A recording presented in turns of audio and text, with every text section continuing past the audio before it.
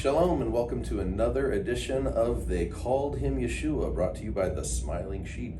And we are here with Rabbi Stewart and Rabbi Chantal Winograd, and I am so excited to do this. When I decided to do this project, They Called Him Yeshua, you were two of the names that were first on my list because I just love your story. I was privileged to meet you all and your kids in Kharkov, Ukraine. I don't know if you even remember that, but I was there with Kol Simcha, the festival that didn't happen. Right. And remember it well. Yeah, that was something else. And I met you, but I met your kids, and I'll tell you how I met them. We were all hanging out in the halls of the hotel late one night, and I brought out some American snacks that I had brought, and they went crazy. And I had all these snacks that I brought from America. Because we had already been living in Belarus for a number of years. Exactly. So I brought out my whole suitcase of snacks, and they raided my stash. Oh yeah, I can see that for sure. And that's how I got to know the Winograd kids. A little bit like vultures. That was funny. American snacks were not so popular in Belarus. Right. So they probably were super excited. And it's great to be here with you, Mark, and we appreciate this vision that you have to record the stories of many who came to faith, Jewish people like myself and people with a heart of Ruth like my wife, from the Bible, book of Ruth, where Ruth said, "Your people shall be my people, your God, my God." So we're really pleased to be a part of this, and thank you for inviting us. Thank you so much for being here. And we will talk about Reach towards the end of our interview. I do want to hear what's going on with Reach. And Stewart and Chantal, founders of Reach Initiative International. And how long has Reach been in existence now? 30? We've been in international Messianic Jewish movement since 1995 when we moved to Belarus. Mm-hmm. And we began Reach as official nonprofit registered organization in the United States in 2006. Okay. Yeah. Wow.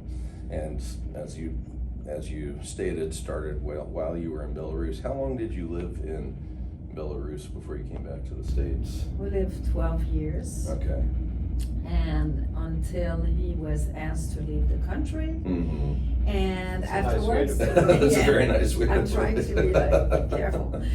But he was asked, not me, so I was able to continue. I spent lots of time there while he was spending time in Ukraine. And then after 6 years, 5.5 years, he was able to re-enter Belarus.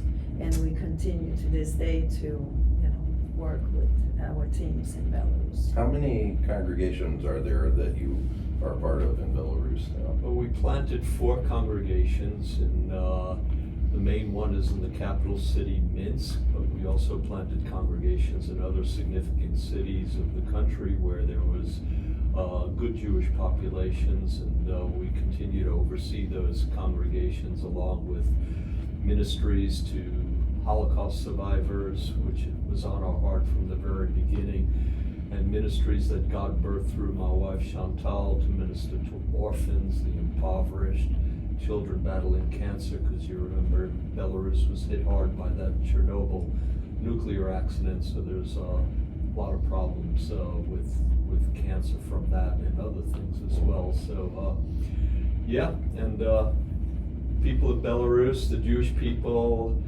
the nation really, and of course the Mishpucha, those people in our congregations, they're a big part of our heart.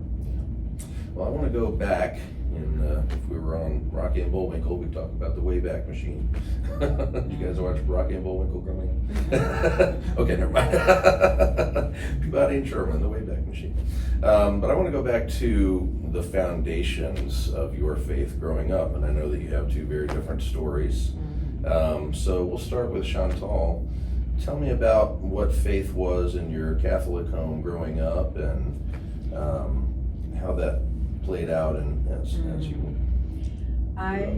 When my dad was alive, he kind of kept the family together and a little bit more religious. I remember praying at night, but he passed away when I was 6, and it was at a time where there was big changes in the world, and so all my siblings are older than me, so they all,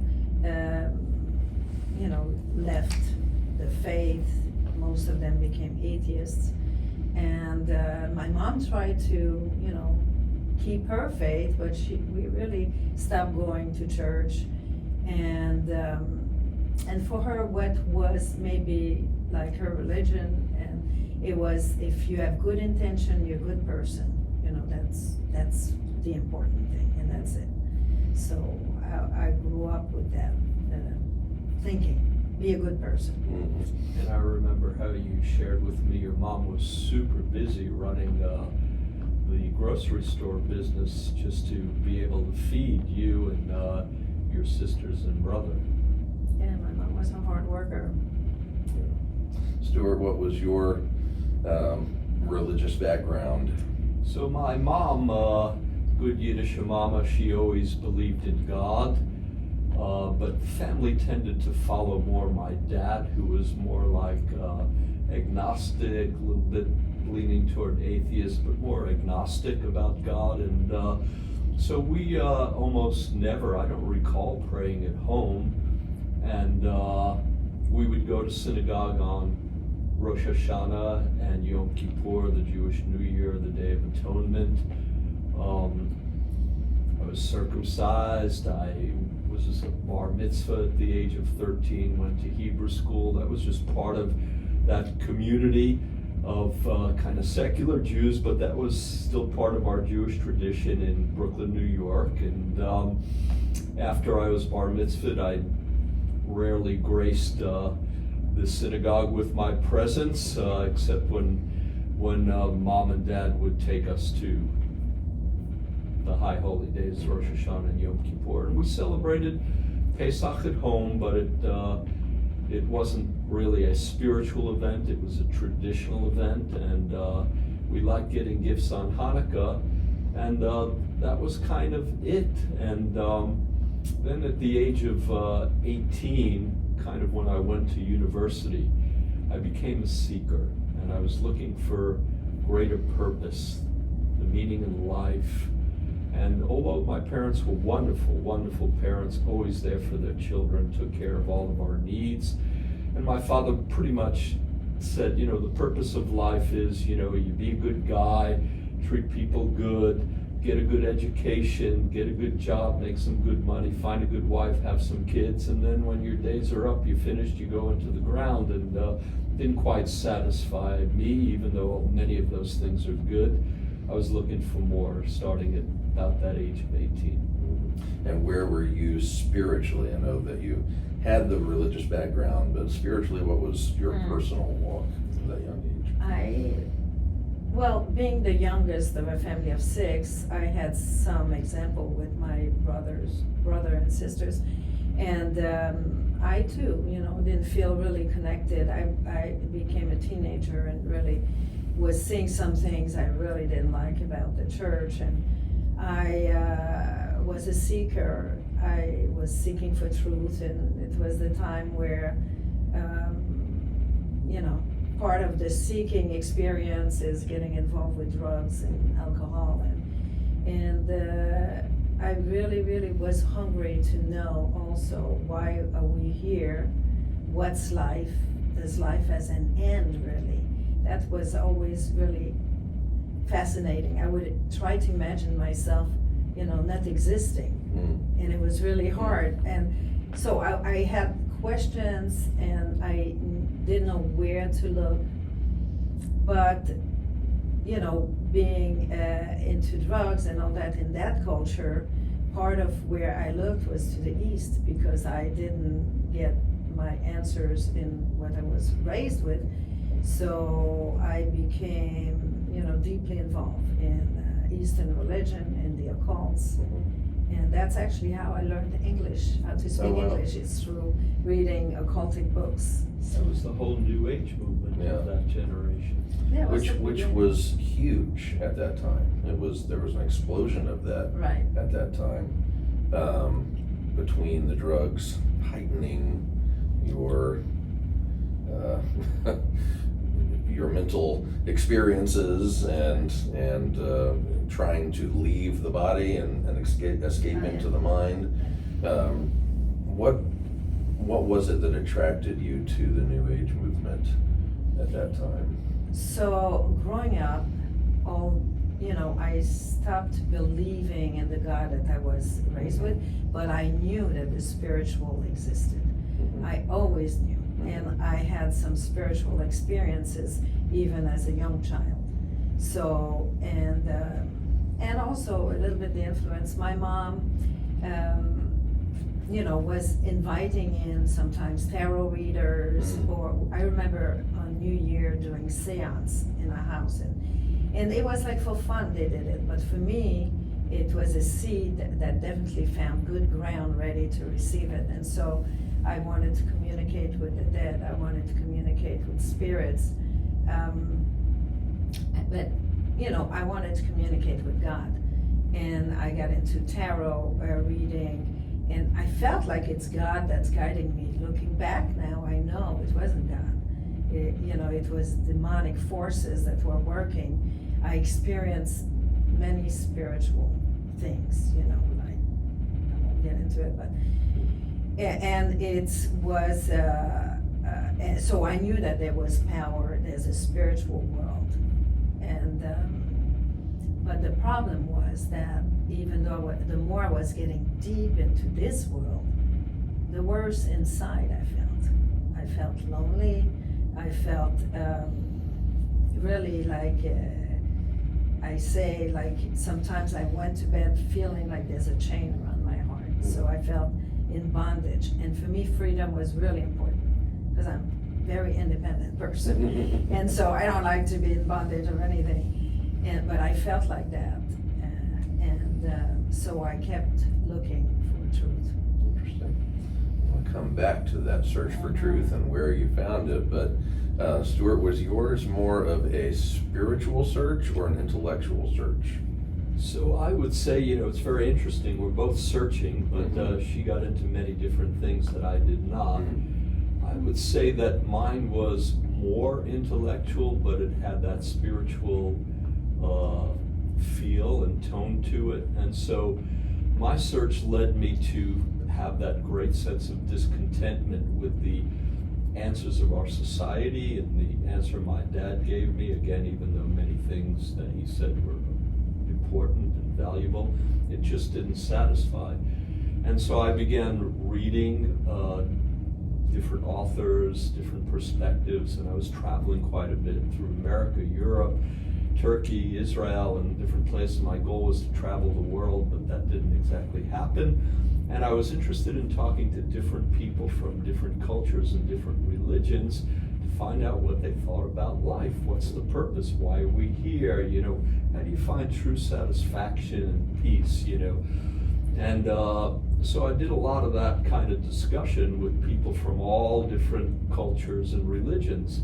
And I would say all. Maybe I'm missing one or two, but at that time, when I came back to America at the age of 25, I'd already graduated college, traveled quite a bit, different times, and then did a longer trip after I graduated. When I came back to America at the age of 25, my conclusion was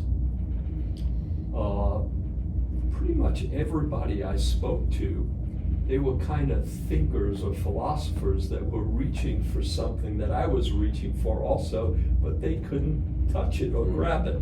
So that didn't mean much to me. It's like, okay, interesting ideas, but you don't have it. And then I kind of resigned myself, and this is a pretty depressing thought, to maybe there is no purpose to life. Maybe you just kind of go through it.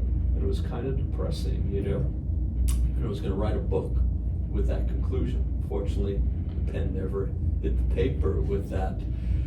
And then I found myself, which was kind of a pretty common thing for many of us, I found myself on an organic farm, working for a gentleman who had this farm. We traded our labor for learning the art of organic farming, and he gave us food and a place to live. And there were about 15 young people that were at this farm.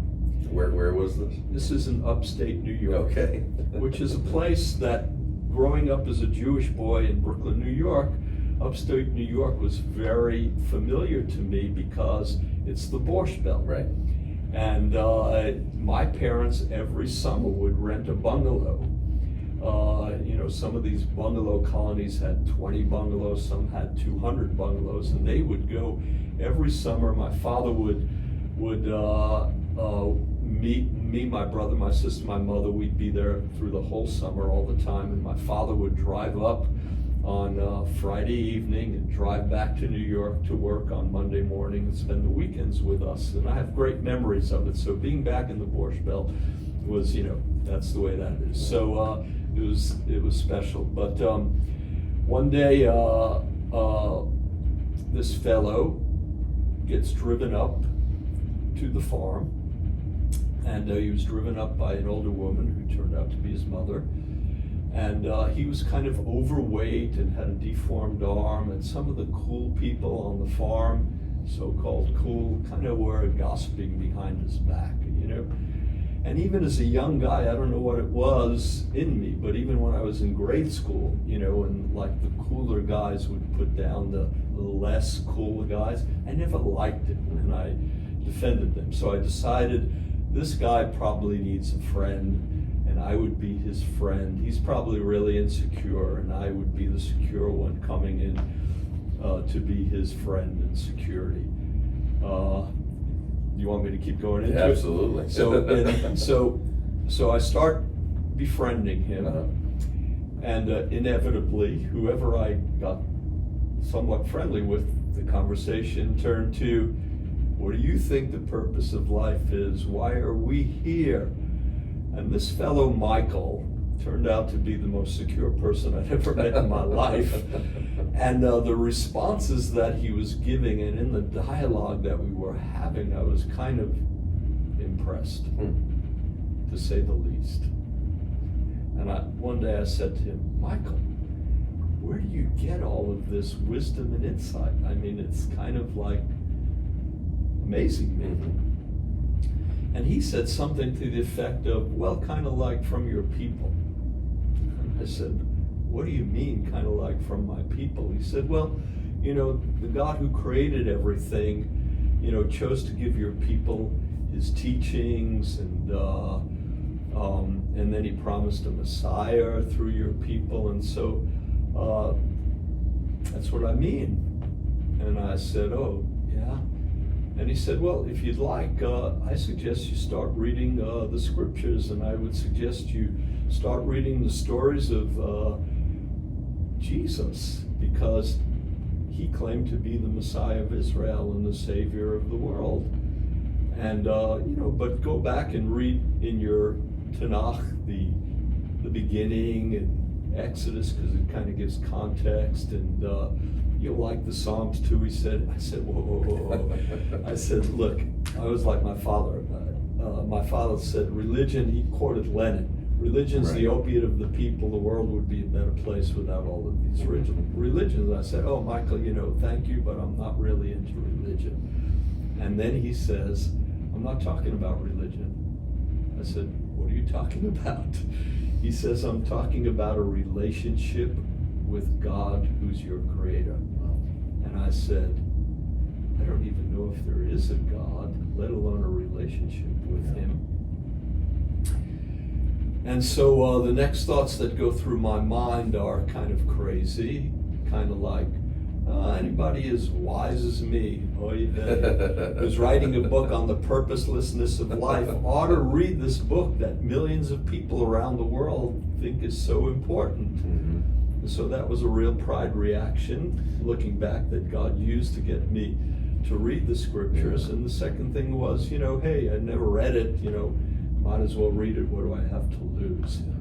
So you went from this really intellectual, philosophical search through religion to find a philosophical answer. Never dawned on you that there was a relationship that you were missing.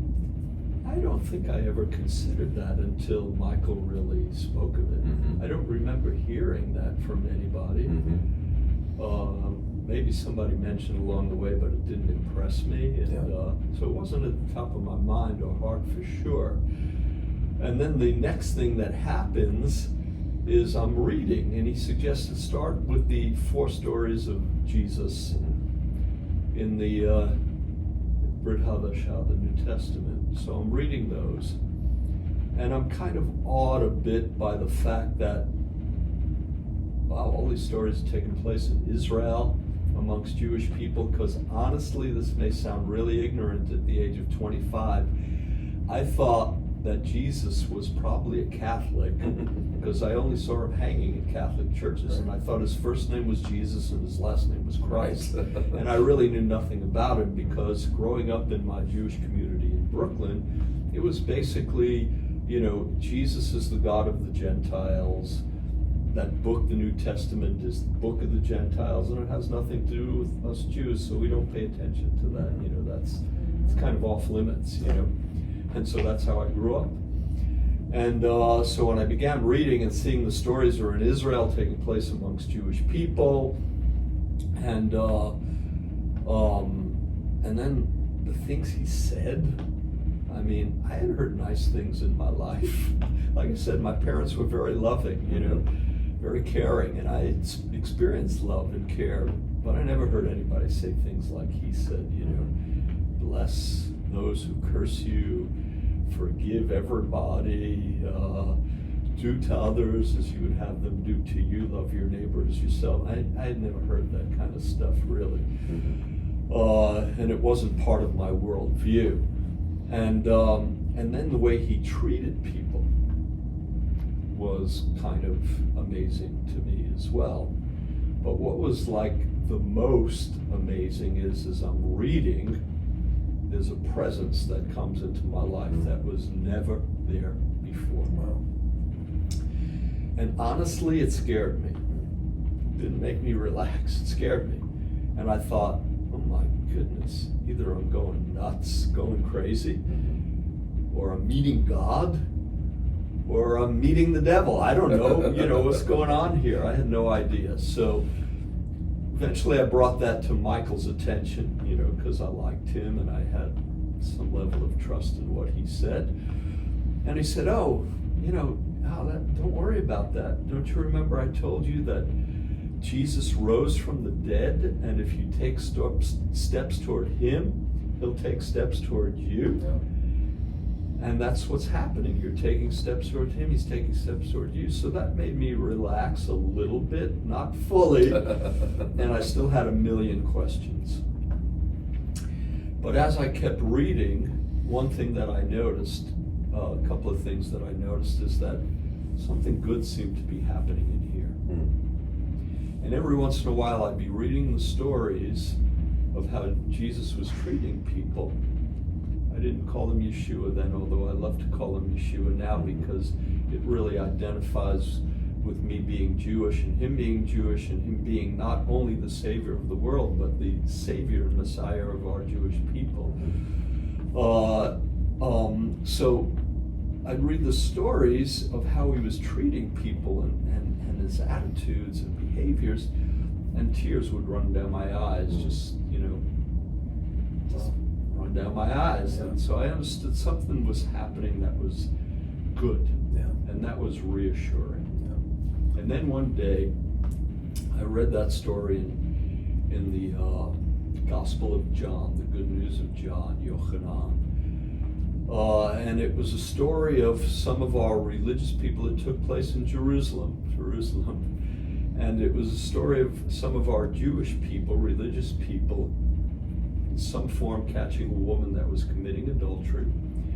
They drag her over to Yeshua, Jesus, and they say, you know, Moses said a woman like this should be stoned to death. What do you say? And in that story, there's a number of elements. Yeshua wrote on the ground. I don't know what he wrote. Maybe their sins, maybe their secrets. Who knows? It's possible. And then he says, "He of you who has no sin in your life, you can throw the first stone." And then it says they all left, from the oldest to the youngest. So maybe they were convicted or they felt ashamed of themselves. I don't know, but they left. And then the next thing you read is that he's in front of this woman. And he said, "Woman, where are those who accuse you and condemn you?" And she looks around, I guess she's kind of like that a little bit, and looks around and says, "They're not here anymore." And then he says to her, "Neither do I condemn you. Go live your life and stop sinning."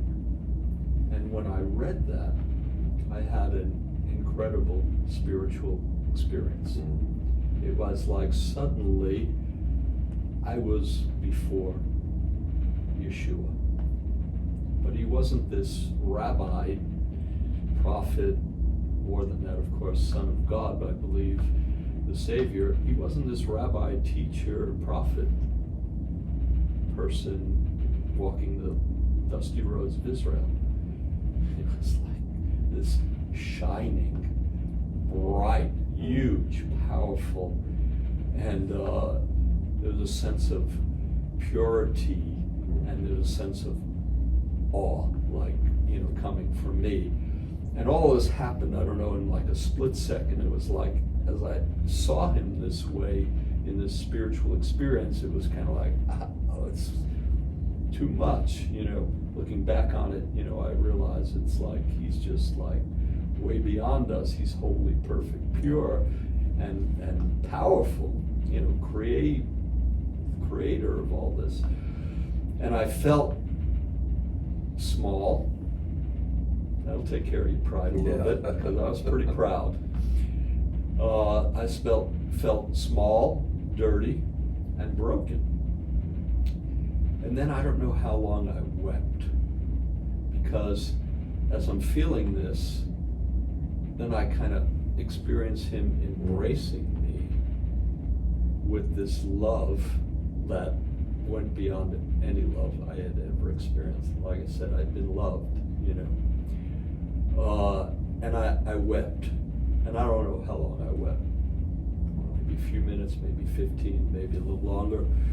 And when I stopped weeping, I had an awareness about myself, like, my goodness, I feel clean. Wow. I didn't feel dirty anymore. I feel new.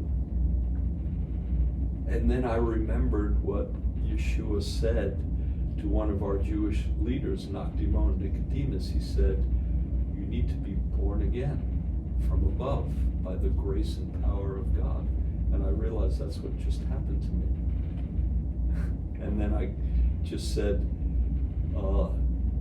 "Yeshua, you are my Lord and my God, and I'll follow you all the days of my life." And that was my firm commitment 46 years ago. And I've never strayed from that commitment. But I never had a dream that he would take me to all these countries in the world to pioneer different ministries along with my best friend and partner in ministry, Chantal. I had no idea. It makes me think of, I've been recording the audio Bible for the TLV for the past several months. And a good audio Bible voice. Thank you. It's been so exciting. I'm going to listen to it. Yeah, the New Testament and Psalms and Proverbs are all out on their app. But, okay. But in recording that, it gave me a deeper appreciation for Peter. It just brought him to life for me. Wow.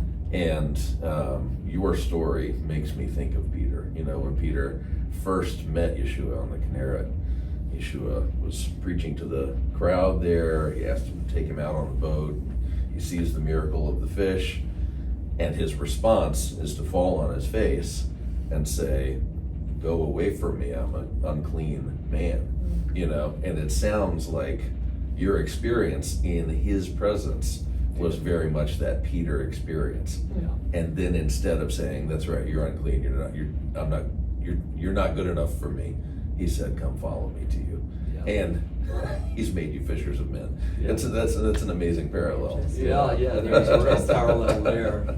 And I tell you, it was the best decision I ever made to say yes Yeah. to Yeshua. He's the lover of our souls, Mhm. all of us. He's Yeah. the lover of your soul. He's the lover of your soul. He's the lover of our soul. And he's the meaning. He gives meaning and purpose to our lives because he had a dream for us. He had a vision for us while we were before we were being formed in our mother's wombs. And so to connect with his dream, his vision, his purpose for our lives, that's life in its fullest. Yeah. That's life abundant. Yeah. And the juxtaposition between that sentiment and that reality and the sterile view of that relationship with God that you grew up in. It was religious, it was secular, it was purposeless. In a sense, it's true. And then you found the completion of the purpose of life in those things. I want to go back to Chantal. Yeah. We've heard the epiphanal moment here Yes. for Stewart. Right. What took you from New Age-ism to find your Messiah? Well, I just want to share a few experiences I had along the way that, looking back, they were like, important moments.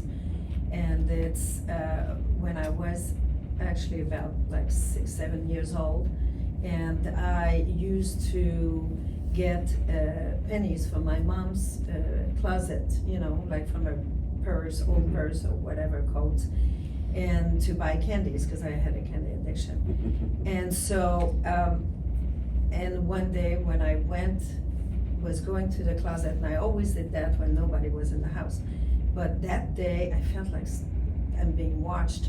And when I got into the closet, I looked up, and it's like in my imagination, but I believe the Lord was giving me this experience. I felt like God was looking down like this on me. And it made me aware that God is always there, that God sees everything, that I can't hide from him. So that stayed inside of me. Another experience I had is a little bit later, before I got deeply into New Age, but I was seeking. I heard, like there was a preacher, and there was this church, and they were like actually giving candies for healing, like healing candies. I didn't go for the candies. I was like surprised and interested a little bit. And I thought if it's not something meaningful to me, at least I'm gonna have a good laugh. So I went there, but my friends also had been there, and some of them have been troublemakers. So I walked into the church, and the preacher was preaching, and there were not a ton of people, but still. And he addressed me like this, and he told me, "Get out of the church," because I guess he thought I was part of these kids that had blown his tires and stuff. So, that threw me off, and I didn't like that at all. I didn't think that I would find my answer in the church after that, really. Yeah, I can see why. Yeah, but then when I just turned 17, I found myself in Athens, in Greece. I also traveled a lot at that time. And I ended up on New Year, a young French guy we had met was reading his Bible all the time, and he invited us to a New Year party. And we thought, oh great, nobody else invited us, we'll go. And it turned out it was a missionary home. I think they were Americans, and they played the organ and all that. That was really, really strange for me. But it's when they prayed for him, because he was a new believer, this young French guy. They laid hand on him, they prayed. I felt like nauseous. I felt, I had an inside reaction. It was hard. But what impressed me is that here is people, they were Egyptians, they were people from different nations, they're different age, and they seemed to have one thing in common, and that was interesting. So after that, I had a wart that had grown on my finger, and the doctors couldn't take it out because my nails would fall out if they did. So I decided I had to keep it, but I didn't like it. It was an eyesore and it hurt. So I said, okay, if you exist, if you're real, Jesus, heal my finger. It's a lot easier than healing the blind eyes. And I woke up the next morning, washed my hands, and the thing fell off. Wow. And so I was telling everybody that she's still me, but I didn't know what's next or what else or what, I didn't know about the salvation message, the new life that he wants to give us. So I continued in what I was into, continue to travel, continue to take drugs, and to read lots of meditation books, the book of Confucius and all that, do all the things I was doing. And I found myself, I lived in Woodstock, New York too. This was 10 years after the Woodstock Festival, but still the same people that had organized it were in that town. It was a very new age town. It still is probably till this day. And, but then I went to New York City, stayed with friends of friends. And then I realized, oh, it's Friday, today the 13th, and it also happens to be Good Friday, and it's Passover. This is great. We're gonna have a Last Supper, and it's gonna be a macrobiotic, because I was a macrobiotic for already 2 years. So, so not eating anything that had touched animals. So I was going to prepare this nice meal. Anyway, we put the table on the floor, like a long table. All my friends were there, which were all Jewish friends. And here we are having this Last Supper kind of dinner. And his father came in, the father of the boy that stayed in that house. And he said, oh, what's going on here? And I told him, we're having a Passover, Last Supper, dinner, because it's Good Friday. And his father got his son next to him. But anyway, after that dinner, we wanted to go out to New York, and we, after searching many places, ended up at CBGB. It was in Greenwich Village, and it was a punk group, female punk group that was playing. They were friends of one of the people I was with. And during the concert, during the intermission, our friend was talking with a guy, so I decided, to go see what's happening with this person. And they say to me, he's crazy, don't talk to him. And I'm thinking, well, all my friends are a little crazy. So what's the difference? Everybody's a little crazy. So I started to talk with him, and he asked for my name. And at that time, for a couple of years, I was going with an Indian name, which was I Am Me. And in English, it doesn't work great because people kept thinking I'm saying I am me. But it was the Indian name, a real one. And then after 5 minutes of talking with this guy, he asked me to marry him. 5 or 10, maybe 10. And I thought, oh yes, he is crazy, but all my friends are crazy, so okay. So, but there was something about not him physically, because he did not look like the friends I hung out with were musicians and artists, long hair, patched clothes, all, the whole thing. And hippie. And he was like, he had normal clothes and normal haircut, but there was something that was, attracting me. He was talking about Jesus. And it was interesting for me because, on one sense I thought, I know all about it because I had it when I was a kid, I know the stories, but there's something drawing me there. And anyway, we left the place where the concert was. We went out, and he was talking to me more about him. and my heart was just being poked at a lot. And eventually he took me to his Who was this guy? eventually he took me to his parents' house, you know, and when his mom met me, she was very discouraged because not only I looked like, you know, really not like somebody she would want her son to be near, but I was a boy, and this was Stewart. My Yiddish mama. Your That Yiddish was his mama mom. did not approve at first. Yes, she did. Already he had, you know, become to her like a Christian, Right. so she didn't like that. And now he's bringing this person in the house. But they were very nice to me. And anyway, we spent, you know, a lot of time for 1 week together. Can I tell how I ended up at CBGB's?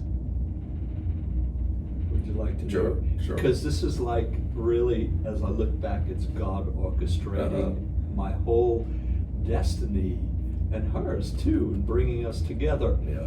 So my parents lived in an upper middle class Jewish neighborhood on Long Island, and I was staying with them at the time. I'm a follower of Yeshua, Jesus, for 2 years now.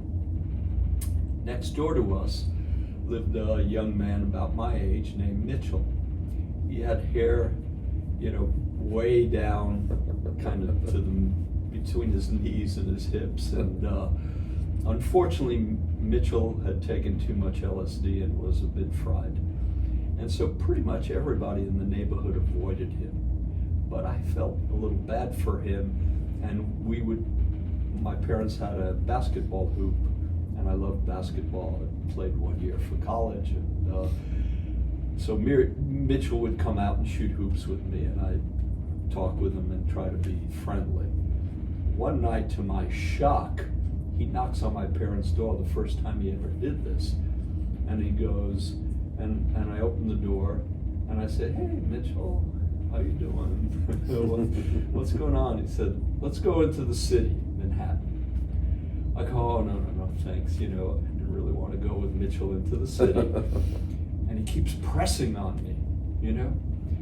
And then I thought to myself, well, you know, I used to hang out in bars before I was a follower of Yeshua. And so I thought, okay, maybe I'll just go preach in the bars. I said, you know, I hadn't done that in a while. So I go, okay. He goes, "Where do you want to go?" I go, "Wherever you want to go, I don't care, irrelevant." He takes me to CBGB's. Now, I wasn't going to talk about Mitchell because it's a longer part, but since he mentioned Mitchell, it was interesting because so this guy was speaking to me about Jesus, and he was, you know, making sense, and it was interesting. But Mitchell kept coming in front, and he was trying to, you know, like turn my eyes to him, and he would come, you know, with his long hair and say, "I'm a prophet." And so I'm thinking, what is this guy doing with this guy? It was a bit confusing. I kind of got the idea afterwards, but I thought, you know, because you know people a little bit with the friends they hang out with. So I was, but like I said, there was something deep that was drawing me to him. Mitchell was going to write the marijuana gospel. Somehow we got away from him, you know, and we were able to have a normal conversation. So we'll leave Mitchell aside now. Yes. So a week of, you know, he would read the Bible, show me places in the Bible to read. Now, the place that really like kind of went boom to me, it was 1 Corinthians 13. And not as much a description of love, but before that, when it says, you know, if you have faith that you can move mountain and all of these things, but you don't have love, it's nothing. And you can sacrifice your body and do all these great things, give everything you have, but you have not love, it profits nothing. And you can be like the most amazing person, speak in tongues and angel, and it's nothing. And you know, I had been around gurus, I had been around big name spiritual leaders, and In the New Age world. in the New Age world, and always felt a little bit like this discomfort, like something is missing. And it felt at that moment when I read the scripture that that's what was missing. This is true. So I knew, I don't know about the rest of the Bible, but this part is real. It's true. And so I said, so what's love? And he said, it's Jesus. And I'm like, no, Jesus, okay, was a person, he came, but what is love? Can you describe it? It's Jesus. He kept saying it's Jesus. I would say God is love and Jesus is the demonstration of the personality of love, the character of love, something like that. Something. And then I said, okay, I get it. And I like that. But that's it, like it stopped there. So we spent a week, he's talking about marriage.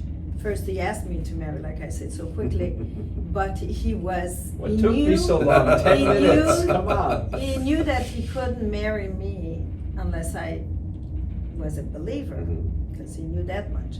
So then the pressure had been, right, the pressure was on. So the second day that we had met, I thought, he's pressuring me about this. I believe everything else. Why not add this to my collection, So I made a prayer with him. He was all happy. And it's like it meant nothing much to me, but okay, I at least maybe I opened the door a little bit. So he said, okay, now let's talk marriage.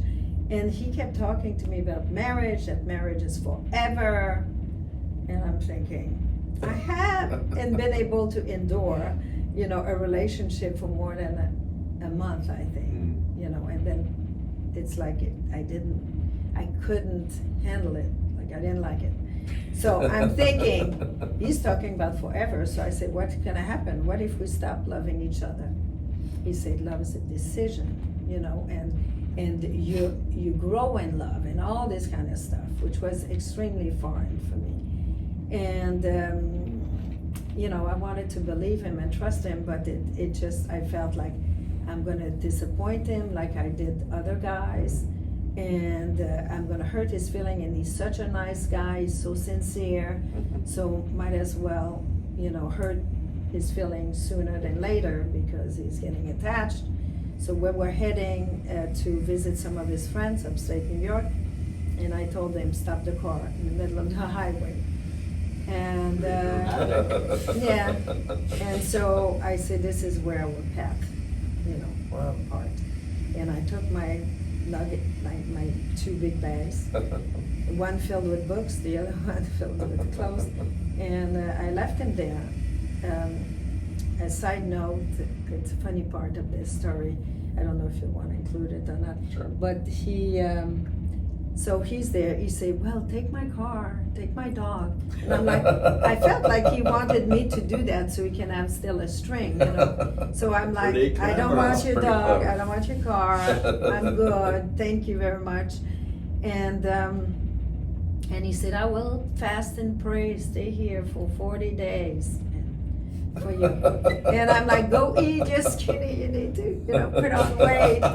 Don't fast for 40. It was pretty wild too, even though Michael, who had discipled me, he said the best way to be discipled was to read the scriptures.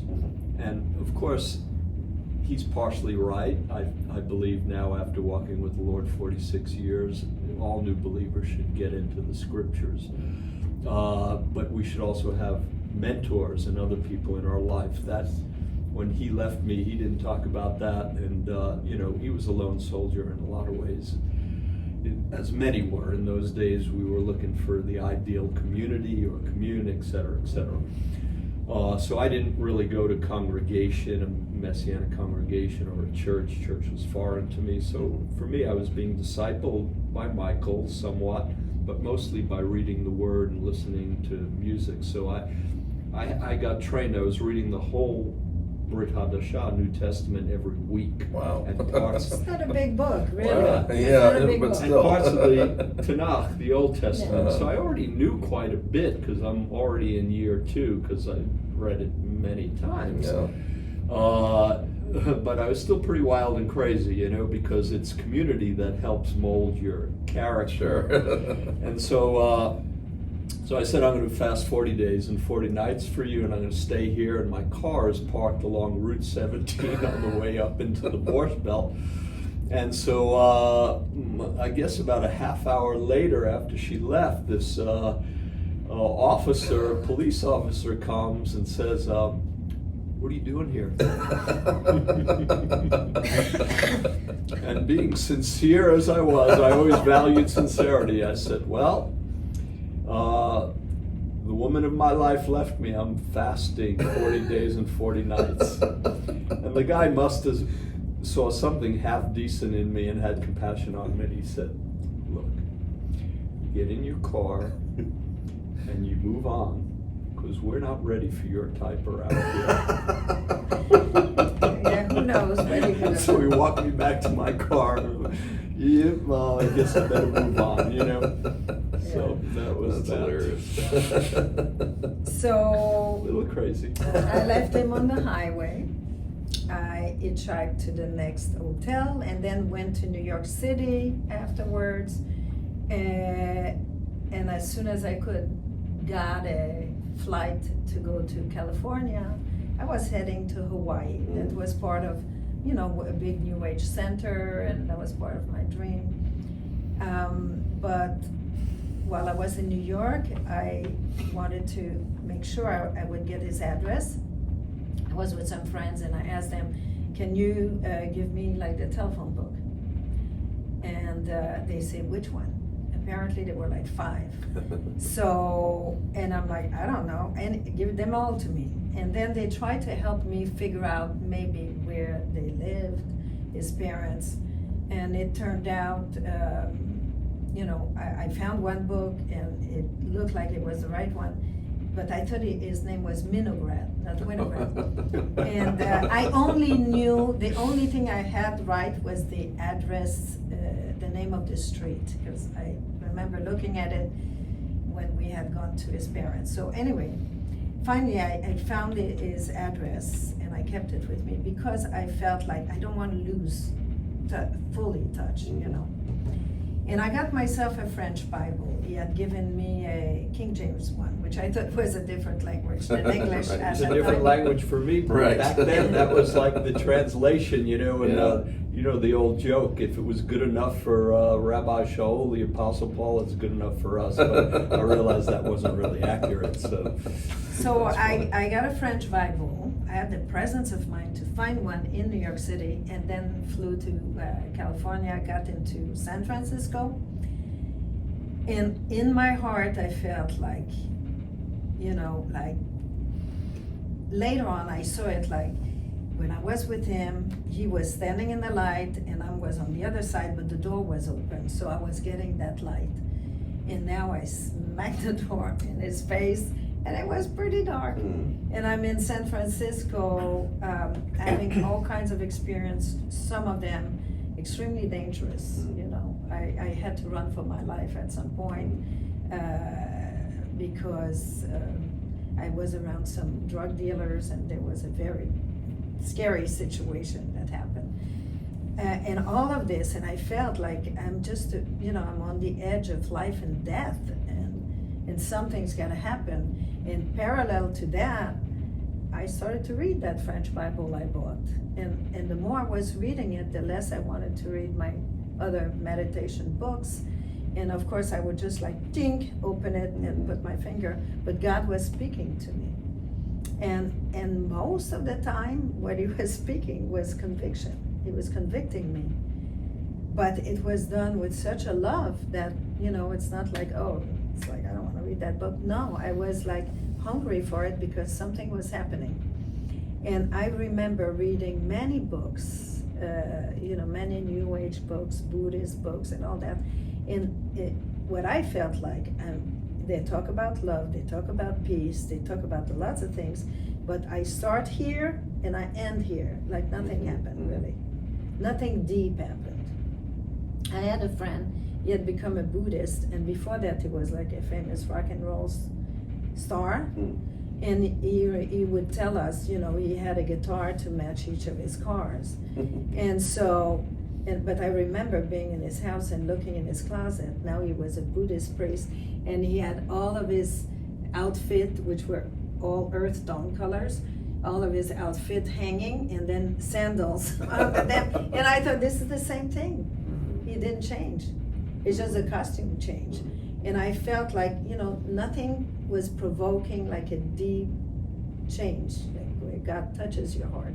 But this was, I was reading, the Bible, and God was speaking to me because, just like Stewart said, it's His presence. It came in my life too, and was, touching my heart and feeding me.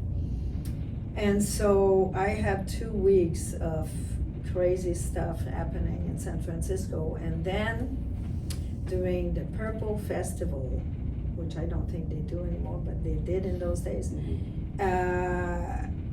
in being under the influence of drugs, I started to experience a depth of, God calling me. And so I wasn't happy. We kept going from bar to bar, and I'm like, what is this? This is like so empty. Life is so empty here.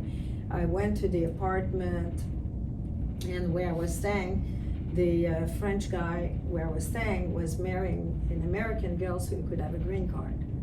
And so it was a fake marriage, and he was upset that I didn't go to his fake marriage. And I'm thinking, that's like, that's not marriage. Marriage is forever, And I'm thinking about all this stuff. And then I was also twirling. I was into like Whirling dervishes. Whirling dervishes. And so I was twirling, because I was working my way into levitation. And twirling seemed to be maybe the closest I could do it. And so I was, and then God was like just coming to me, kept coming to me. So I stopped, went to sit, and opened the Bible, and this was like in the evening, and it lasted all night. And I had my encounter with God. And I was reading, I think only the book of Romans, but maybe there was some other thing, but I remember that. And it's like God was speaking to me and opening my eyes, and then I felt like Him just reaching His arm and inviting me. And with such a love that I couldn't refuse, I felt this is what I've been looking for. This is who I want. And I knew then that all the rest, was like false, not true. And that He was the way, the truth, and the life. And so I embraced Him, and I really felt something changed in me. And this is during the night. So all of the friends that had been at this fake wedding next morning woke up, and they looked at me and they said, what happened to you? So they saw a change, and I looked at them and I thought, oh my goodness, this happened to me only that day, that I felt like God allowed me to see the condition of their soul, and it was like it was void. It was, they looked almost, they just looked lost. It was terrible. I felt so sorry for them. And I didn't know how to, share the gospel, because I really didn't know much. So I took that French Bible, gave it to one. I took the King James, gave it to another. I'm like, read, God's in there. That's all what I could tell them. Find God. And I didn't know anybody else except for this person that had an experience like this with God, and that knew God. So maybe we were the only two on the planet. I didn't know it was possible. So I thought, and while I was meeting and accepted the Lord, afterwards, after I accepted this invitation to Him, I thought, what about Stewart? I do believe he's my husband. So maybe it'll take 10 years before we'll connect again. But I will wait for him, and I know you're going to bring him to me, that we'll be together. And God had, a plan. And so I didn't wait 10 years. I barely waited 10 minutes. The phone rang, and I answered. answered the phone and he said, "When you coming home?" And I said, "As soon as I can." But to back up a little bit, Yeah, I think that's an important little piece. to back up a little bit, this little piece of information, this letter I wrote with the address I found in the book. So I wrote a letter to tell him where I was and, how I was doing. And the letter got to his house, which was his parents' house. His mom got the letter. And she wanted to throw it in the trash because she knew it was from. And she felt, like she had her son's destiny in her hand. She told us the story only 2 years after we were married. But she felt like that, but she saw how badly it was addressed.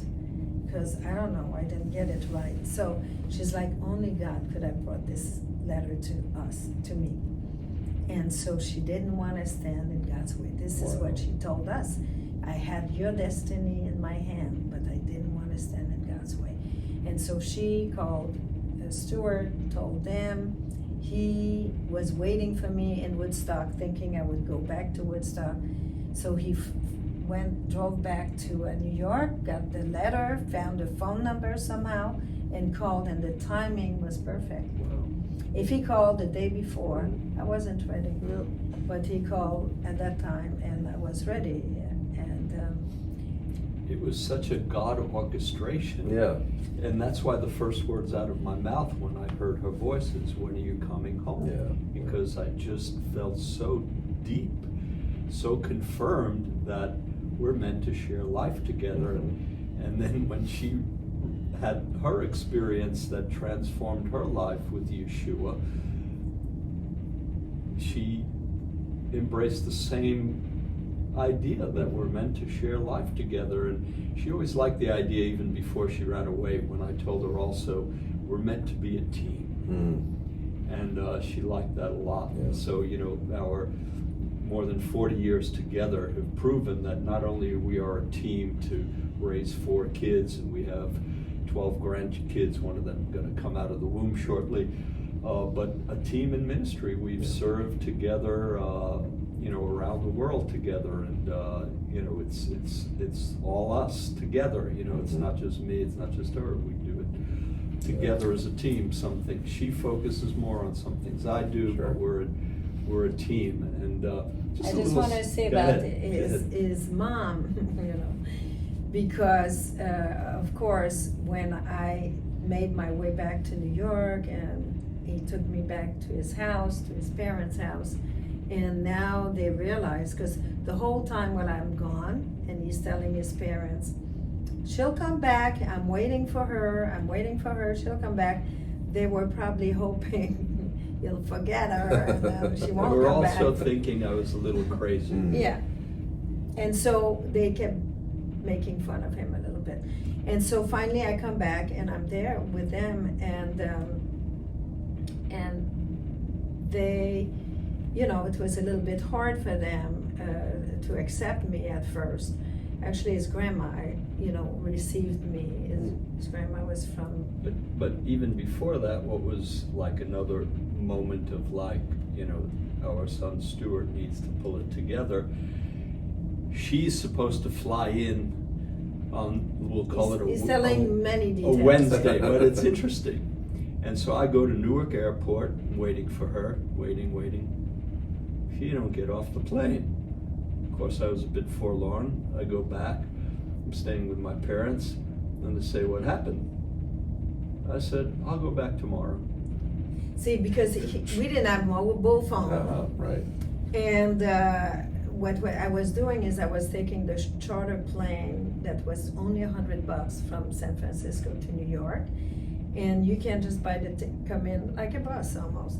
And what had happened is I was like so determined, I have to get on this plane ASAP.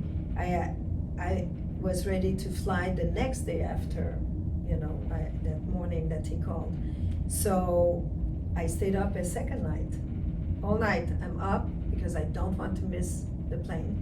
Got on the train, I had to take a train to get to Berkeley, and the train broke. Oh, no. and I made it to the airport to see my plane fly Oh away. gosh. And so, but I couldn't call him. We didn't have mobile phones. I didn't give him a phone number. So I said, okay, I'll go on the next plane You tomorrow. didn't have my phone number. Yeah, I Because didn't have his. I had a number there, but I just felt confident I would see her the next day. Yeah. I don't know, it was just really supernatural. Yeah. People who don't believe in the supernatural probably find it hard to believe, but it was just these supernatural things that God was planting inside our hearts and minds so strongly, and we were saying, yeah, that sounds like you, God. That sounds like you, Yeshua. You're guiding us, and we know that, after being students of the Scripture for many years, Yeshua made it very clear that the Holy Spirit, the Ruach HaKodesh, would be with us to not only lead us into all truth, but to guide us through life. And so, that was what was happening. He was guiding. It strikes me that in both of your experiences, you were looking for reason and purpose and found relationship. You were looking for experience and meaning Relationship also. and found relationship. Yeah. And immediately you found relationship that then Yeah. became your ministry for the rest of your, until this point. We found that amazing relationship that it's not about religion. Right. It's really about a relationship with God who calls himself our Abba, our Father, who sent Messiah to bring us into this depth of relationship that Yeshua, he's our atonement. He atones for our sins so that we can really knit together, with our Creator, with our It's Abba. real. Yeah. And because it was so real and is so real, and we had never experienced it with other people, I thought, okay, maybe the only people that have experienced this is me, Stewart, and Michael. Mm-hmm. And but then, of course, we understood that there's many Right. more. It took a while, but we were loner believers, I call it, for 2 years, almost 3 Maybe years. a little bit more. But I want to tell you something else about my Yiddish mama and my father. As I'm growing in the Lord, a couple of years, and then once I'm married, and we had kids a year after we were married, started having kids, and my mom would often say to me, she liked to call me Stu and you, affectionate. She'd say, Stu and you become such a better person, and you're a better Jew, which was all true. I was a better person and a better Jew. And she said, all you have to do is get rid of this Yeshua Jesus, and everything will be fine. And I said, Mom, the reason I'm a better Jew, the reason I'm a better person is because of what he's doing in my life. And interesting, over the years, even though my mom didn't want me to marry a non-Jewish gal, Chantal and my mother became very close friends. And my mom, who had a spiritual sense about her, she had, I think, the gift of discernment. And by the way, at the age of 82,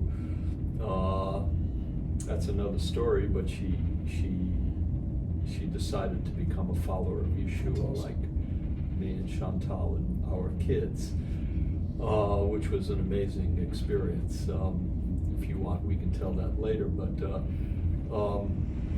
I kind of lost my train of thought there. So You're just talking about your mom, that she liked me, that we became good friends. yeah, right. And she said, my mom would speak this way.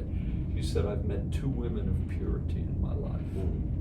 And Chantal was one of those 2.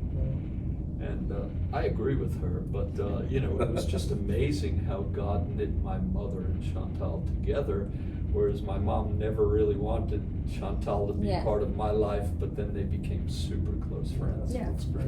Wow. She was a mother to me. So tell me about this dream. Okay, well, this goes with, our story, how we got together and how I came to the Lord. When when I was a young child, I had really a fear of the end of the world. And I had lots of dreams, like nightmares about the end of the world. Partly because my aunt had told me that there will be an end of the world and the stars will fall on the earth and everything will be bad. And she never told me the good news. So I didn't know the good news of Yeshua, but I knew the bad news. And so my greatest fear, I think, as growing up as a child for a period of time, was at the end of the world. So one night, when I was about 16, I had a dream. And in this dream, I'm in Montreal, where I grew up, and it's the winter time, and then I see 7 sun rising. And it was really amazing. It was so beautiful, and on the snow and all that. And I'm walking and it's quiet and it's beautiful, but I'm alone. And I'm walking around the cities, and then the people are all like, wow, this is really something. And then by the evening, all the snow had melted. And I'm walking down the street, and I went to, a place where you would hang out in the old Montreal. And I was going from bar to bar, and people were celebrating. They were drinking, and it was like all this living, totally oblivious to some realities. And they were partying, and I felt like I don't belong here. I don't belong. And I'm going from one place to another place, and not feeling like this is meaningless. And I'm going back home, and I'm seeing that there's not 7 moons, but 7 reflections of the moon. And then I go back and go to sleep. And then the next morning in my dream, I wake up, and then I have this sense of tension. And I go in the street, and everybody stands. And I pass this store that sells television. And on all the television, they were showing all the disaster all over the world, like this volcano erupting, earthquake here, fires there. All of these things were happening because the earth was overheating because of the 7 suns. And as I'm walking, I'm thinking, wow, Mont Royal, which is a dormant volcano and is really close by, it's in Montreal. And I turn to see where Mont Royal is, and I'm seeing the volcano erupt. And then the lava going down the street like that. And I want to run, but I would rather have a car, of course, thinking, where are we going to go? Because it's going to all explode. Everything's going to be ending. It's the end of the world. And so, but still, I'm trying to run away from this thing, and nobody's picking me up. And all of a sudden, a blue car stops right there, a dark blue car. And I just didn't wait. I opened the door, sat in the passenger seat, and then I turned my head. I looked at the driver looks at me, and then it's like, all like peace falls on me, like incredible peace. And it didn't matter what was happening outside anymore. It was like a deep peace. And I woke up. And I remembered that dream because that was my only dream of the end of the world that ended good. And so I remember sharing in school with my friends about this dream, and I kept it in my heart. And when I met Stewart, not the first day, but the second day, his car was parked. And then I looked, and then I say, this is the car in that dream. And then I looked at him, and this is the guy, the driver in the dream. And so I think I told them at that time that I had this dream and all that. I just didn't know the significance of it. I had to run away from him, get, my encounter with the Lord, come back and realize that this was my story. That all this time I felt so lonely, and I was trying all kinds of things, and nothing was satisfying this deep part of my soul. And it really, everything will be destroyed. Everything was like falling apart. And then, I met with him, which introduced me to Yeshua. And that's when this peace came in my life, and my life changed. That's amazing. Yeah, that was a prophetic dream. Thank you, Grandpa Louis, for giving me that car. That's great. Well, I feel like we could go on forever and ever. Yes. Because That's true, because we have eternal life. that's good. through So the Messiah. we'll do parts 10 through 18 on the other side. But I want to hear about how you became involved in ministry together, and then I want to hear about what Reach is doing today. Like he was saying, we understood that as a married, when we're married, we're not just married, there's a purpose to it, and we're a team. Mm-hmm. And we were a team to raise our children, to teach them, and we're a team to do whatever God puts on our, before us to do. And so I feel like we've always, since we're married, since we're together, we've been in ministry together. It just was different things, different assignments that the Lord had for us. And we served, maybe like what we call more like full-time ministry. Stewart became a full-time minister when we moved to upstate New York, and he was leading a network of crisis pregnancy centers. That's how they called them at the time. And it's a pro-life ministry. Ministry of compassion. It wasn't Right. a political. Right. Right. Yeah. It's serving people's needs. And we were starting a Messianic congregation in Syracuse, New York, when Jonathan Burness, who was a friend, started to go to, former Soviet Union. Mm-hmm. And he would come back. I remember thinking, oh, Jonathan's coming for dinner. Let's, we're going to hear these tales. I felt like it's the incredible tales of what's happening in that part of the world. Yeah. And just to let you know, that when we were loner believers, the only ministry for a while that we were getting newsletters and that we were supporting was Richard Wurmbrand's ministry, Jesus to the Communist World, and then Brother Andrew Open Doors. Wow. Two ministries to the former Soviet Union that were helping the believers and helping, spread the good news. And so we were, we were close, and I believe this was all part of God's preparation for our future calling. But we were close to that part of the world, it was close to our heart. So we were amazed. We had prayed for the doors to open, and then they opened, and our friend Jonathan's going there, and then the Jewish people are getting saved. Yeah. We were like, The Jewish people were so hungry because communism had denied any trace of being Jewish or being a believer in God. They were so hungry for truth that when Jonathan came with this message of good news of a Jewish Messiah who loved the Jewish people in the whole world, the Jewish people were being touched by that same Holy Spirit, Ruach HaKodesh, that we were being touched by.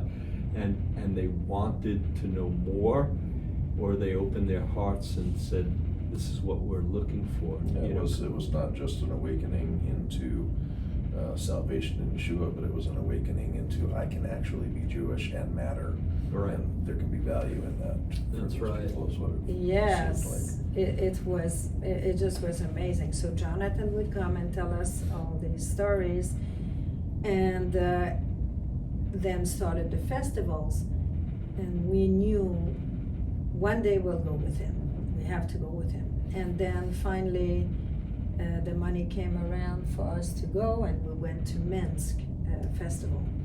Now a year before that, during the Messiah conference, I was and Jonathan was speaking, sharing about God's calling him to move to St. Petersburg at that time, and shared about the amazing openness of Jewish people, and how there was this video and they're reaching out to get Bibles. They were so hungry.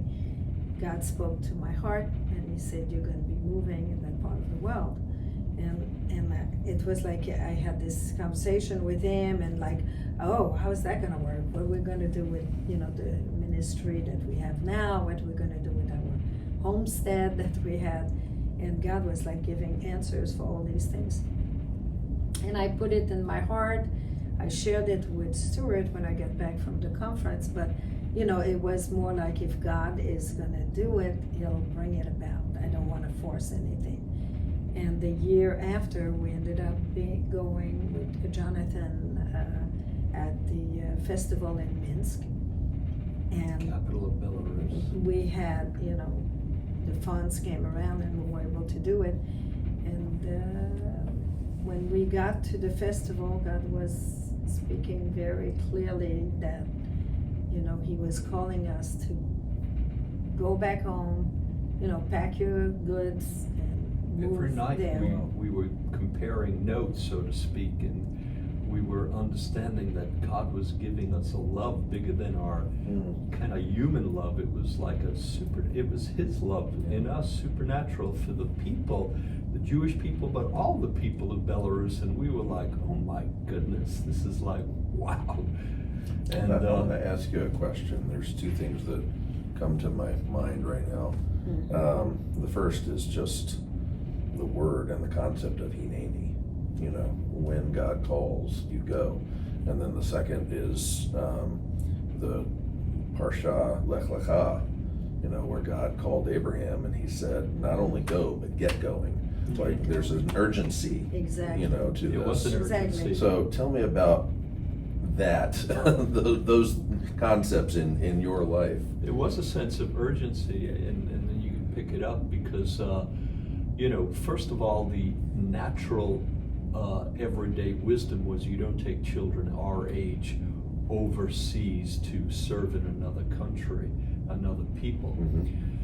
So everything else inside of us felt this sense of urgency, like this is the time.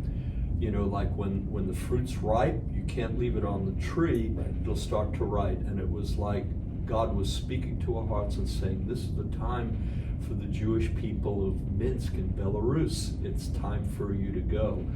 And so we were in our hearts saying, yes, yes, yes, except for, but Lord, what about our kids? We're totally devoted to these kids. We give them our whole heart, our very best, and how is this going to work for them? And you know, in very brief form, women were praying in Russian and weeping over Chantal. And when Chantal asked for an interpreter to find out what they were praying, basically they were prophesying about our calling and not to worry about our children because God was going to take care of our children. And those people didn't know. They that didn't know. We had kids. They didn't know that God was working in our heart. It was like totally, God spoke to them, and I knew when they were praying in Russian over me that God was speaking. And for me, this was the last thing that I needed to hear because everything else, you know, God It was all go. and God had prepared us. Like I said, the year before that, He had said we'd move into that part of the world.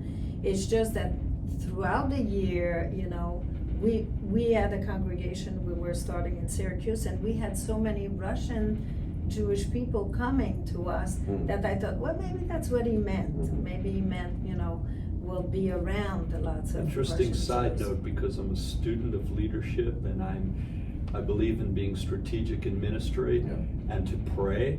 We did not pray for any Russians. We did not strategically reach out to any Russians. They all just came, and there were like 50 of them, and I was doing all the meetings in Syracuse through an interpreter, and it just all happened. Wow. And so I'm a firm believer in God just making things happen We as like well. it that way. We like it that way. They both work together, Yeah. so sometimes one happens without the other. Well, You know, meaning the supernatural God declares it. right, let me ask you about that.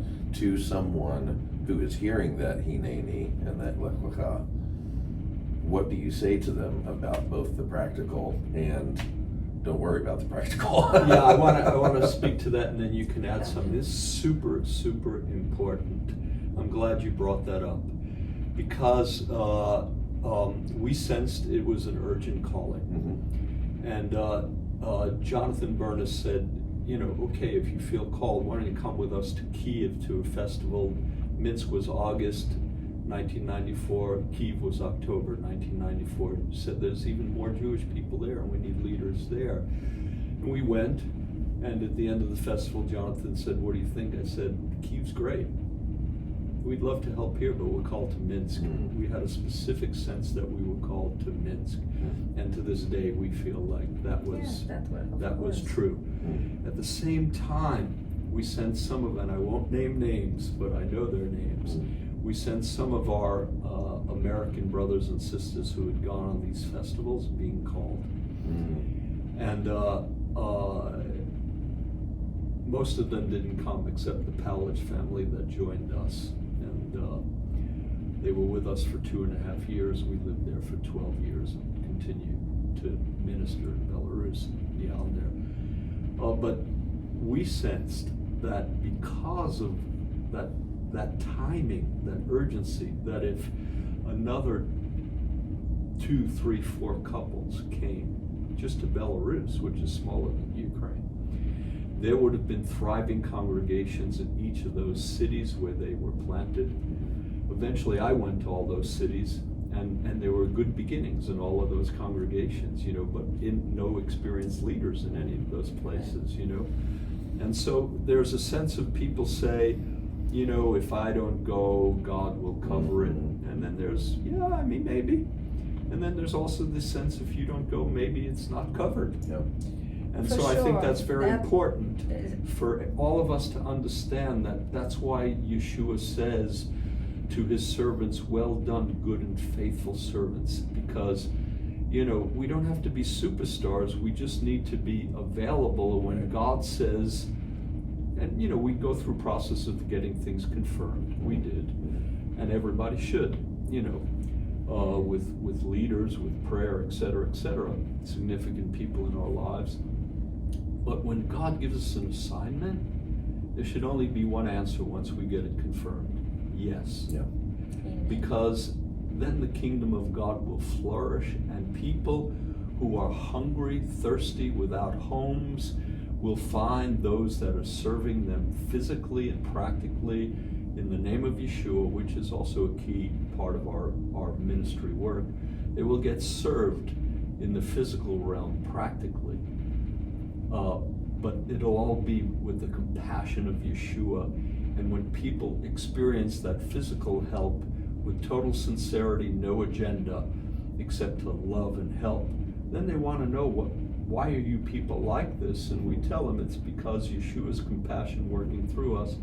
So it's critical that when people get an assignment from the Lord, they get it confirmed, and then they just go after it. Excuse me, no matter what the cost or the sacrifice, you cover what you can with wisdom. We didn't go like fools, but you go and you make the sacrifice, and it is the most fulfilling life, because another part of that abundant life that Yeshua talks about, and it really makes me upset when people talk about it as material prosperity, etc. That abundant life to me is an ongoing connection with Yeshua, and also fulfilling the assignments that he has for us in each season of life, each week of life. Yeah. And that's the abundant life. Yeah. I want to say that for me, I believed I said it to God a year before. When he spoke to me very clearly, like we moved to that part of the world, it didn't make sense because we're just starting a congregation. He's really developing the ministry to women in crisis, in pregnancy crisis, and we were homeschooling our kids. We're finishing building our homestead. We have animals, and it just didn't make sense. So I asked the Lord to confirm it, and he confirmed it so clearly even then that I'm like, okay, I'm ready. And when I came back from the festival and I shared with him what God was speaking to my heart, and I was like nervous, what's he gonna say? And he said, if if the Lord calls us, I'm ready to. So I feel like in our heart there was an inani already there. Yeah. We didn't know fully inani to what. That should be the heart attitude of all Absolutely. followers of Yeshua. But we were ready, so, but then the other thing is that also God put on my heart not to press, like I said. So the Lech Lecha has to come in God's timing too. Yes. Yeah. So, and we just waited on the Lord, and God had to show us. And if we pushed it, maybe we would have ended up, maybe moving, but it would have been difficult, and we maybe ended up not where God wanted us. And it was with the Minsk festival, that's when He wanted us, and it was His timing, and then He revealed His purposes, while we were at in Minsk. And so there is it's very important not to wait when the Lord say, Lech Lecha, you gotta go now. Mhm. So, but the God's timing is very important. Yeah. And the timing wasn't before, but then when He revealed it fully, it was now, and do it fast. Yeah. Right. So the preparation was going on for a long time before August of 1994, but the calling came in August of 1994 and was ultimately confirmed in October of 1994, and we moved in February of 1995. We worked hard to make that happen, but we saw God helping orchestrate everything. I remember, Hero Israel Ministries with Jonathan Burness was leading. They made a commitment to a certain amount of money for the congregation startup and for our family, but we needed to raise the balance. And I remember, saying to the Lord, this big thing here, and the Lord just put on my heart that you will move in February, but you will not have all the money that you need to raise for the first part of your life and work there until the first week in February. And so, I needed to rest in that and trust that. And so we made those plans, and indeed, that's the way it happened. I don't say I hear from the Lord. Sometimes I think I heard and I was mistaken, but in this case, for sure, I heard, and it's exactly what happened. And so, and it was amazingly challenging when we moved. Yeah. But the grace of God was Even greater. even greater. Yeah. And we faced all kinds of challenges when we moved there, and it's interesting to know that for our kids, especially two of them, it was especially hard the first couple of years. But all of them, they're all young adults with families now. They all thank us for going. Mm. And I'm reminded of something in a discussion with my good friend, him, Phil Klein, who's gone to be with the Lord. He was a songwriter and a singer, and I remember sharing with him this story of how God was calling him. And one other aspect of calling us. One other aspect of this confirmation God gave us, where the only thing that we were hesitating on is how is this going to be for our 4 children. And God put a picture in my mind, and it was kind of like, Stewart, if you and Chantal radically obey me and move to Minsk, then there are rivers, pools, and springs of grace that flow for you and your children there. All of those rivers, pools, and springs do not flow for you and your family back in America. I will bless you, I will be with you, but there's those additional rivers, pools, and springs of grace that flow for you there. Yeah. And we saw that fulfillment also. It wasn't easy. Never was, but that grace just deepened our relationship with the Lord, did something very significant for all of our children, and like I said, they all thank us for making the move, even though it was hard, for them. It's reminds me a lot of my own story, which those of you that follow The Smiling Sheep, you can go to thesmilingsheep.com and find my story there. But God called me from where I wanted to be. I was going to follow Dara up in Indianapolis where she lived, and I lived in Kentucky, and God called me in 93 to move to Philadelphia. And it was those rivers of grace and everything that you talk about only being in Minsk for your family. We would not be here. I would not know you if I had not said Hineni in that moment. And then also just to share a little bit of related story of my own. In 95, I was the janitor at Beth Yeshua in Philadelphia, scrubbing. I remember I was scrubbing scuff marks off the wall of their day school there, and that was when you all, I assume you were there, were in Odessa at the festival that year. We were there. And I had friends that, you know, Kol Simcha was there, and I had friends that went with Kol Simcha. But I was not part of that at that time. And I was, that summer, while you were there, praying just fervently for my friends that were there, and God, I want to go, send me, you know, Hineni, I want to be there, ministering, and listening to Keith Green, scrubbing the scuff marks off the wall. And God did speak to me, one of the few times that I know that he spoke to me. And he said, how many homeless people do you see in Philadelphia? And it blew my mind.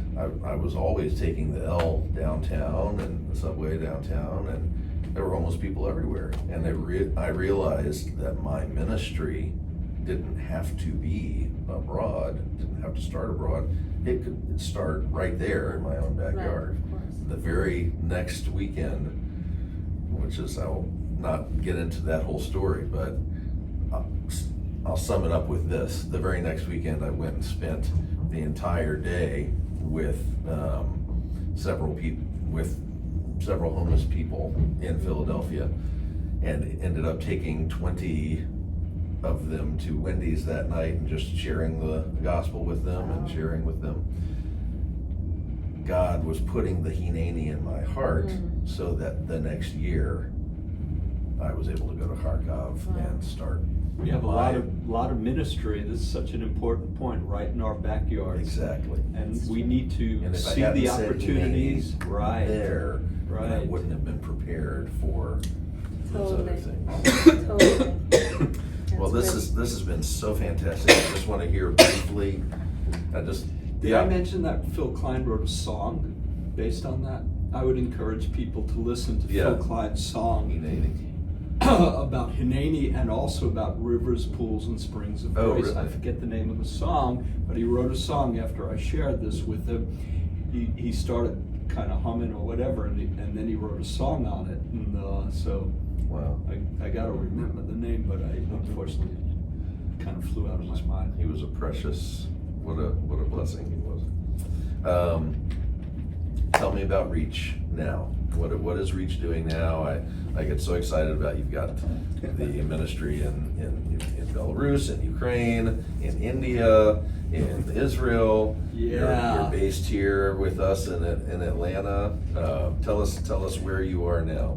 Well, probably the best thing for people to do is go to our website, www.reachii.org, and you can get a summary of all the ministry initiatives that God has privileged us to move forward, and lots of videos and many teachings that I've done called Your Jewish Connection, my podcast, and things like that.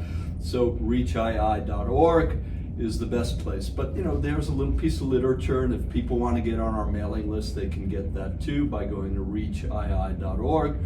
And this kind of summarizes what's going on. So we still oversee the 4 congregations in Belarus, and we still oversee the initiatives to serve Holocaust survivors, orphans, children battling cancer, and the poor. And we have our yearly summer camp, Chalutzim, and it continues to happen in Belarus. Wow. 18 years now, Wow. except for Yeah. that 1 year of COVID, and thousands of young people touched by the love of God and the move of the Holy Spirit. God loves to visit Camp Chalutzim, I can tell you that. Awesome. And we've had I quite a love few it. young people from North America, from different congregations and churches, join with our team in Belarus at Camp Chalutzim. Unfortunately, Belarus is suffering under great repression right now with the war going on in Belarus, and in agreement and supporting Russia's attack on Ukraine. So it's a very difficult environment for the people of Belarus, but especially the believers. There's a lot of repression, so keep our brothers and sisters in prayer. And speaking of Ukraine, we've had pastor and Messianic rabbi friends in Ukraine for more than 2 decades. I spent a lot of time in Ukraine, especially those 5.5 years that I was exiled from Belarus.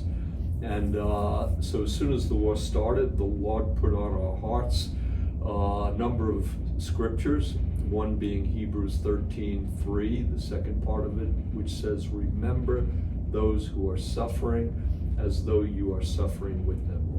Remember those who are suffering as though you are suffering with them. And more than 11 million families have been driven from their homes.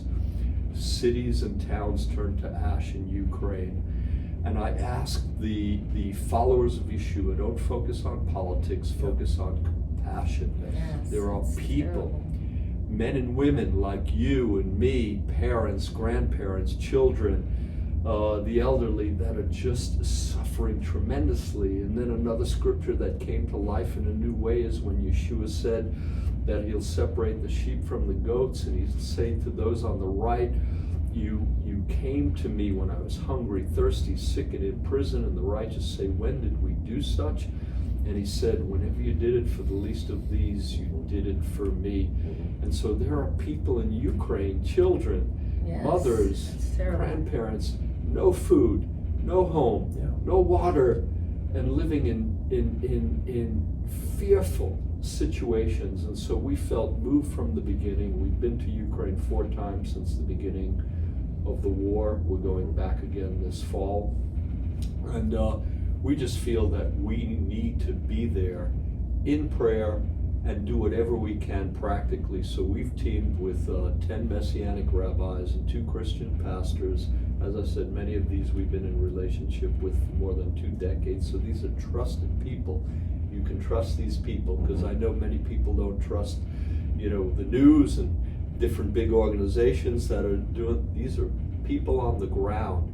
Many of them who could have fled, but stay and serve tirelessly.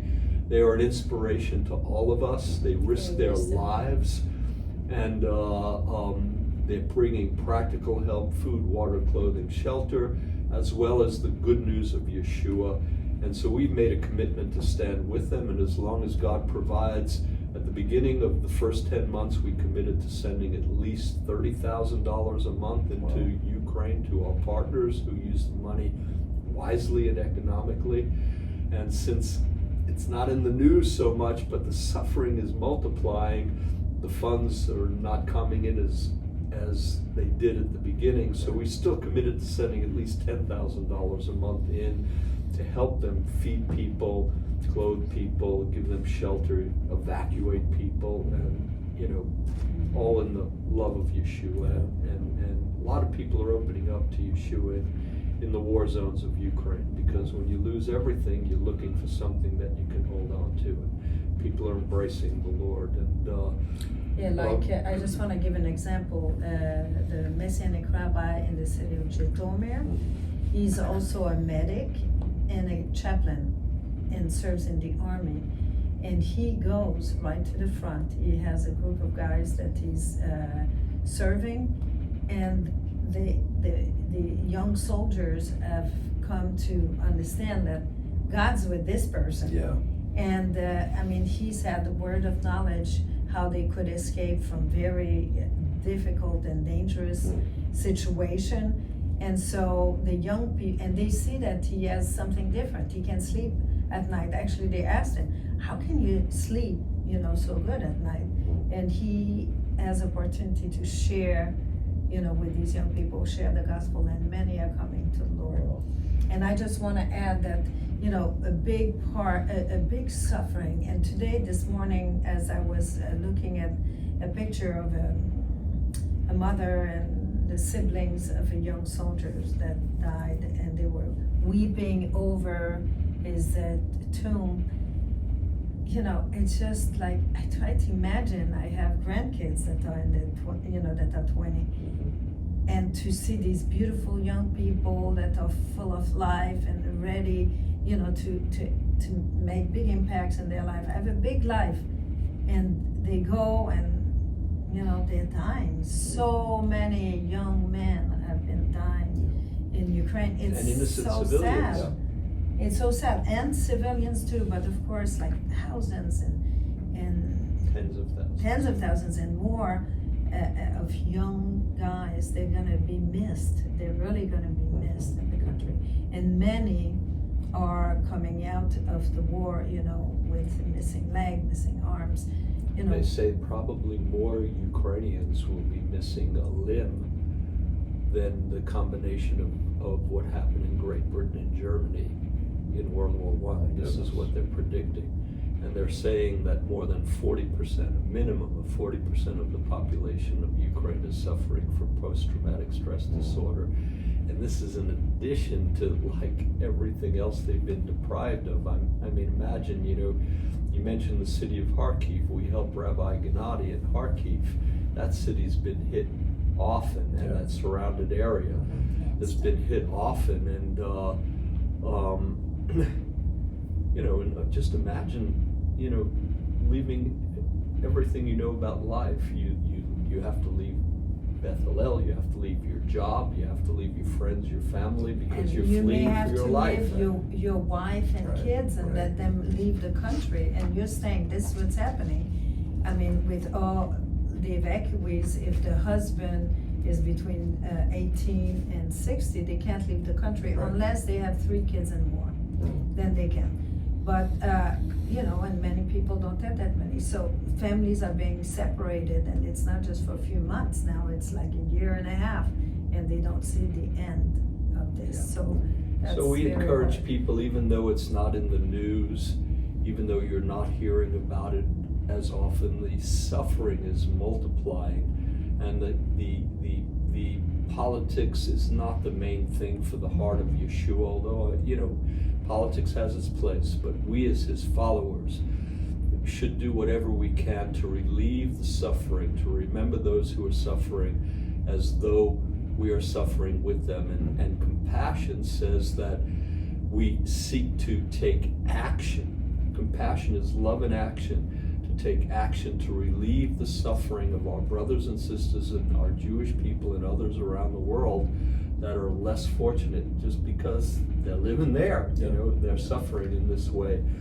And so related to that war, we have another initiative that was birthed by our oldest daughter, Miriam, who lives in Israel for the past 13 years. No, probably 15. like 17. Good, I count well, Yeah. 17 years. So Israel's her home, she's a citizen, and when the war started, she works now half-time with Reach Initiative with us. She had a vision too, and through her, God birthed the Welcome Home Initiative. And this is to welcome the tens of thousands of Ukrainians and also Russians, Belarusians, Moldovans that are fleeing because of the war and making Aliyah, immigrating to Israel. And these new immigrants, many of them are coming with just the clothes on their back and a suitcase or two. And often, for the Ukrainians especially, they're leaving their husbands behind. So they're coming with their children or their elderly parents. And many of them lived from paycheck to paycheck. And now they're coming to Israel. They don't know the language. They don't know the culture. They don't have money. They don't have money. They didn't sell their apartment because they didn't have time to do Right. that, you know, and it's. And so Miriam, I want to quote Miriam from one of our recent newsletters. This is what she said, and this is the vision for Welcome Home. We want the Messianic community to be the first people the refugees making Aliyah meet. We want them to experience Yeshua's love through us and fall in love with him. And we have a team in different parts of Israel that serve Holocaust survivors, and we decided to ask them to allocate some of their time to participate in Welcome Home and serve these new refugees, because there's so many and the need has been so great. And we are seeing people so thankful for the practical help that they're getting. And people get help from us unconditionally. You don't have to believe like us. You don't have to go to a Bible study. You don't have to listen to us. We help you just because God's compassion is working through us, but because they see we're genuine and we don't want anything from them. They want to know more about this God who moves us to have compassion. And many are coming to say, if this is what your God is like, we want your God. And so that's very exciting also, to see people find new life in Yeshua, as well as getting the friendship to navigate how to open a bank account, how to register your kids in school. I remember one call, it might sound funny to some who know Jerusalem and Israel, but this new refugee was in Jerusalem for just a few weeks, and she went out on Saturday, Shabbat, to buy food. Now, if you know anything about Jerusalem, there's no stores open on Shabbat. And she calls my daughter Miriam and she says, "What's going on? All the stores are closed," you know? So even simple things like that, you know, are hard for people to navigate when they weren't prepared for this. And so we're very pleased. We feel honored and privileged that we can serve Jewish people who are fleeing that whole war zone and making Aliyah to Israel and being sincere friends, helping unconditionally, and then some of them fall in love with the one who loves them beyond anybody. You know? And people can find more information and support by going to, what is the website again? That's reachii.org, REACHII.org, and for young people 20 to 35, we're looking for volunteers at Sunrise Messianic Outreach Center. It's our guest house in the Himalayan mountains of India, where hundreds of Israelis come and celebrate with us Erev Shabbat and the feast, soon the fall feast. And most Israelis have never heard the good news of Yeshua. So we're doing our part to change all that. And if you'd like information on volunteering at Sunrise, please contact through our website, reachii.org. Fantastic. Well, this has been just a real treat and an honor to be able to hear and share your story. Thank you both for being with us today and for all that you do and continue to do through your kids. Thank you for the impact you've had on our community and on the world, really. Well, thank you for the vision that you have to get all these stories out, and we hope that they encourage people to know that there's a living God, and this whole idea of God promising a Messiah to our Jewish people through the centuries, it's real. Yeshua fulfills those prophecies, and not only does he have a great love for every single Jewish person on this planet, but a love for all, and he brings us all together as one family. And so I hope this encourages folks out there that are listening, and for followers of Yeshua, that you're encouraged to be Hineni people and to do all you can to love on people, bring compassion and practical help. And so Mark, thank you. Amen. Well, thank you very much. This has been another edition of They Called Him Yeshua, brought to you by the Smiling Sheep. Thank you for joining us today. Shalom.